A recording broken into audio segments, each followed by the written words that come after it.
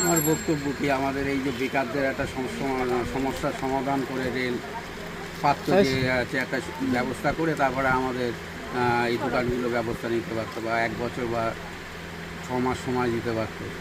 তারপরে এই যে রেল আমাদের বলেছে যে জায়গা দেবে, তা আমরা যে পাবো তার কোনো নিশ্চয়তা আছে?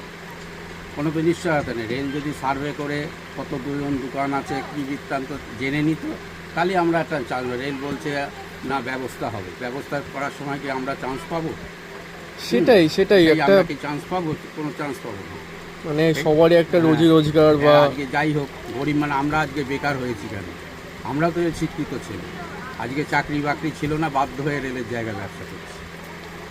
আমরা তো করে খেতে, আমরা তো চুরি করছি না, আমরা কোনো চুরি করছি না, কোনো কিছু করছি না, আমরা রেলের জায়গায় ব্যবস্থা করছি। হ্যাঁ, রেলের দরকার হলে নিশ্চয়ই নেবে, রেলের জায়গায় রেল নেবে, কিন্তু যাই হোক এদের কথা, আমরাও তো ভারতবর্ষের নাগরিক, আমরাও তো ভোট দিই অবশ্যই। আর এটা তো দীর্ঘদিনের অনেক পুরনো দোকান। আজকে আমাদের এই দোকান 40 বছর ধরে আমরা ব্যবসা করে যাচ্ছি।